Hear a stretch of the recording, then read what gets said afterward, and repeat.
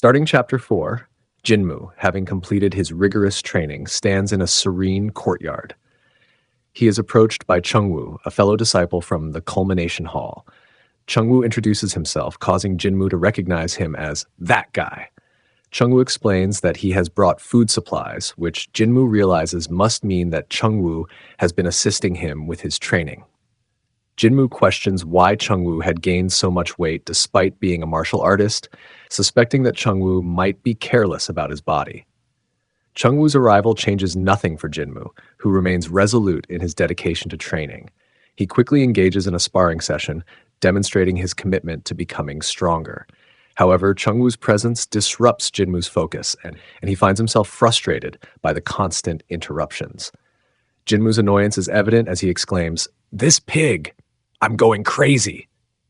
Jinmu questions Chungwoo's arrival, reminding him that as a disciple of the Culmination Hall, he shouldn't be loitering around, and tells him to go and continue the training. Chungwoo pleads to stay and train, stating that he has nowhere else to go. Jinmu, observing this interaction, recalls how people usually hang out with their peers on their days off, a luxury he hasn't indulged in. Jinmu, contemplating Chungwoo's unusual behavior, realizes that people might avoid Chungwoo due to his overbearing nature. Curious, Jinmu inquires about Chungwoo's interactions with others, to which Chungwoo admits that people often avoid him. Jinmu's expression softens as he acknowledges Chungwoo's lack of self-awareness and suggests that Chungwoo's cheerful demeanor might be off-putting to some. Chungwoo, unaware of his own shortcomings, continues to express his dedication to training. Jinmu, slightly amused and sympathetic, advises Chungwoo to be more aware of how others perceive him. He is practically being bullied by his seniors and peers. He reminds Jinmu of his loyal assistant from his past life, who was also bullied for his innocent behavior. Chungwoo, with his ever-optimistic attitude, laughs and thanks Jinmu for the advice. Jinmu then tells Chungwoo to go train and insists that there is no time to waste. Chungwoo, eager to prove himself, demonstrates a martial arts move, the 7-star fist. Jinmu watches, impressed by Chungwoo's effort, realizing that he must have been practicing hard.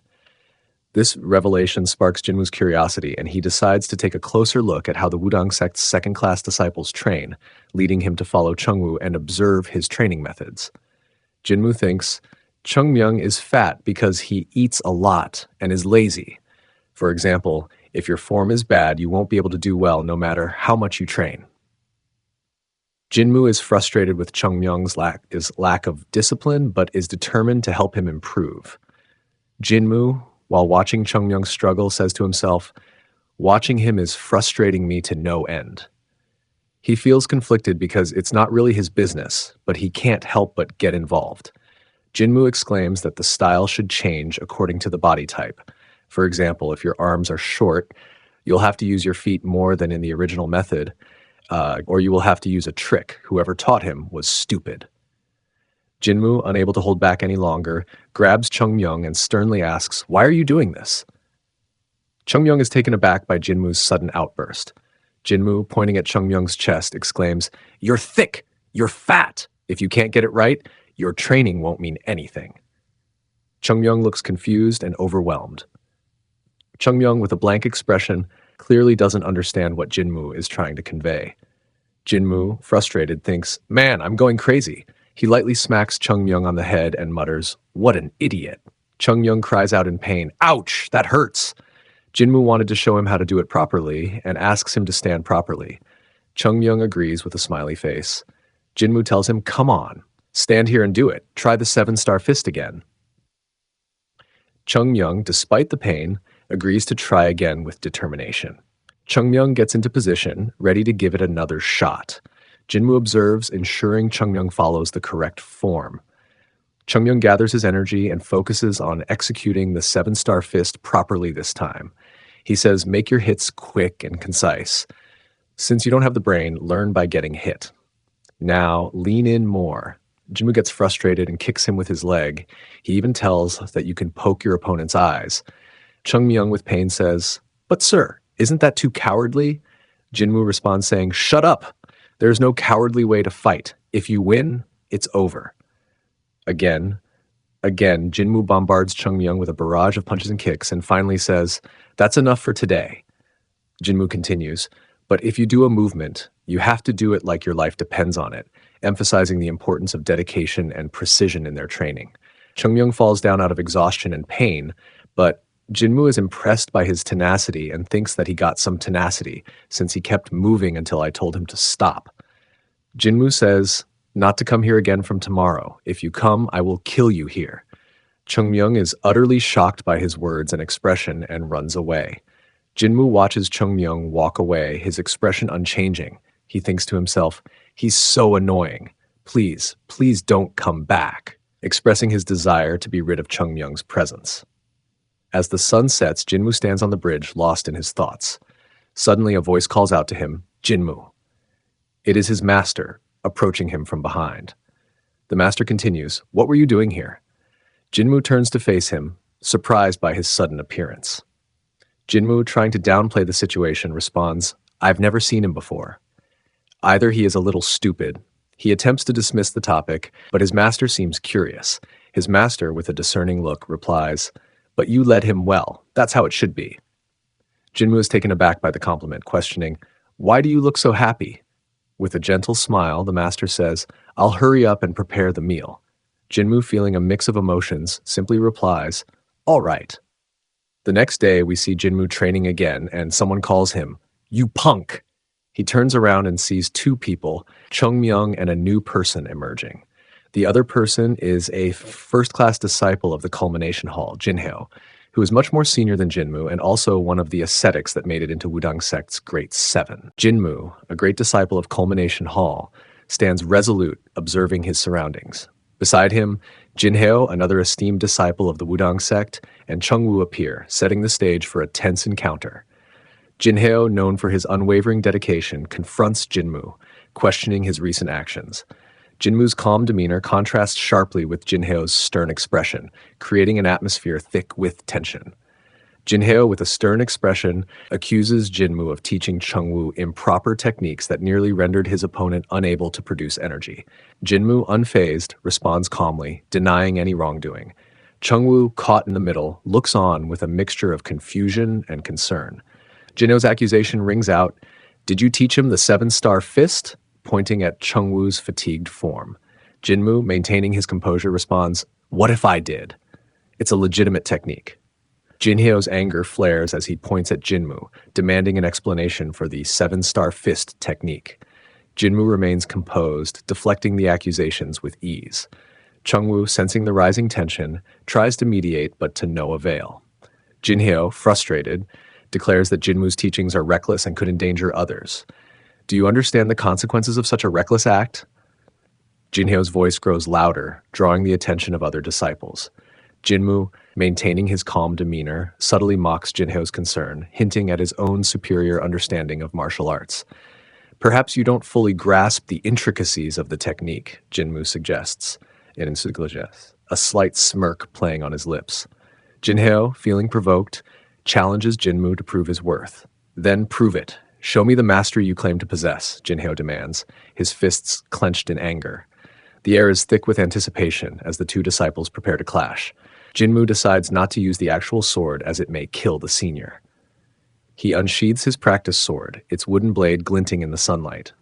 The duel begins, with Jinhyo launching a series of swift attacks. Jinmu effortlessly evades, demonstrating his agility and skill. The crowd watches in awe as the two disciples exchange blows, their movements a blur of speed and precision. Jinhyo's attacks are fierce, each strike aimed to land a decisive blow, but Jinmu moves like a shadow, effortlessly dodging. Jinhyo's frustration grows as he struggles to land a hit on Jinmu. Determined to teach Jinmu a lesson, Jinhyo intensifies his attacks, but Jinmu counters each move with ease. Jinmu's confidence shines through as he taunts Jinhyo, further fueling his anger. "Is that all you've got?" Jinmu asks, his voice dripping with mockery. Jinhyo's face contorts with rage, his attacks becoming more erratic. Jinmu, sensing an opportunity, unleashes a powerful strike, sending Jinhyo staggering backward. The crowd gasps, witnessing Jinmu's undeniable prowess. Jinhyo, refusing to back down, readies himself for another round, his resolve unbroken. "I'm not done yet," Jinhyo yells, charging at Jinmu with renewed vigor. The sound of their clashing swords echoes through the courtyard. As the duel continues, Jinmu's mastery becomes evident. Each of his movements is precise, each strike calculated. Jinhyo, despite his best efforts, finds himself outmatched. Jinmu's confidence grows with each passing moment, his superiority undeniable. You're predictable, Jinmu comments, effortlessly parrying Jinhyo's strikes. The audience murmurs in agreement, their admiration for Jinmu growing. Jinhyo, realizing the futility of his efforts, reluctantly concedes defeat. Jinmu, victorious, stands tall, his expression triumphant. Jinhyo acknowledges Jinmu's skill and dominance. As he was about to praise our hero, we can see that Jinmu still doesn't want to stop his anger and starts punching him until Jinhyo's face is swollen. Jinmu thinks that he finally got a chance to release his stress. This is for all the times you looked down on me, Jinmu mutters between punches, his fists flying in a blur of motion. The scene transitions to a different setting, where the news of Jinmu's victory has reached the Violet Cloud Temple. The sect master, Myungchun, listens intently to the report. Someone beat Jinhyo? He repeats, incredulous. The sect master's expression hardens as he contemplates the implications of this unexpected development.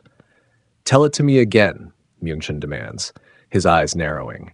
The messenger nervously repeats the tale, describing Jinmu's overwhelming victory. In the final frames, Jinmu stands alone, reflecting on the day's events. His determination is unwavering as he gazes into the distance, mentally preparing for the challenges that lie ahead. I will definitely learn it, Jinmu vows, his resolve stronger than ever.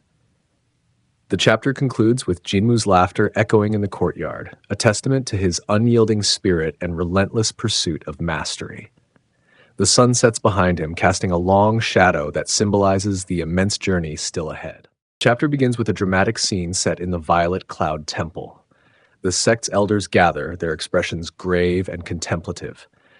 The Wudang sect master, Myungchun, sits at the head of the table, listening intently as his disciples recount the recent events. The atmosphere is tense as the elders discuss the implications of Jinmu's actions. As the scene unfolds, it becomes clear that the elders are deeply concerned about Jinmu's growing power. Myungchun, with a furrowed brow, demands more details about Jinmu's recent victory over Jinhyo. The disciple who brought the news repeats himself, emphasizing Jinmu's dominance in the duel. Myungchun's face hardens as he contemplates the implications. There are several key figures, including Elder Huang and Elder Park, who are known for their strategic acumen and deep knowledge of martial arts. The atmosphere in the hall is tense, charged with anticipation and concern. The elders are seated in a semicircle facing the sect master, ready to discuss the recent events that have shaken the sect. The hall is dimly lit, with the flickering light of lanterns casting long shadows, adding to the gravity of the moment. They are shocked to learn that a second-year disciple was able to modify martial arts based on body type, a feat only masters and those with extensive in-depth knowledge can accomplish. They are all impressed by our hero's actions. As the elders exchange concerned glances, the scene shifts to a flashback showing a younger Myungchun. His face is stern and determined as he leads a group of disciples in a fierce battle against Hyokryone Mugang. The flashback highlights the sect's storied past and the challenges it has overcome, reinforcing the importance of maintaining its honor and reputation. Returning to the present, Myungchun concludes, "We will investigate this matter thoroughly. Let us gather all the relevant information and convene again tomorrow to decide our course of action." The elders nod in agreement, their resolve strengthened by the sect master's guidance. The meeting adjourns, and the image captures the elders as they rise and begin to leave the hall. The scene shifts to an animated scene outside the Violet Cloud Temple. We see Chungwoo, who is always full of energy and enthusiasm, excitedly running towards Jinmu with a broad smile on his face. His arms are outstretched as if he's about to embrace Jinmu, reflecting his carefree nature. Meanwhile, Jinmu stands in the courtyard, calmly observing Chungwoo's exuberant approach. His expression is a mix of amusement and mild annoyance, indicative of the complex relationship between the two disciples. Jinmu, known for his stoic demeanor, remains composed as Chungwoo skids to a stop in front of him, panting slightly from his rush. Chungwoo announces that the master told him to practice martial arts under Jinmu. Our hero is shocked and frustrated to hear this predicament. He claims that he didn't beat Jinhyo hard enough. Suddenly, the master enters the scene and says he allowed it as Jinhyo visited last night and convinced the master to have Chungwoo train under Jinmu. Hearing this from the master confuses our hero, who can't really deny the request. Jinmu begs the master that he is not ready to have any students, but the master holds Jinmu's hands and pleads. Jinmu doesn't know what to do now. With reluctance, he agrees to the master's request. After the conversation, the sect master asks Jinmu to cook the meal as he's hungry.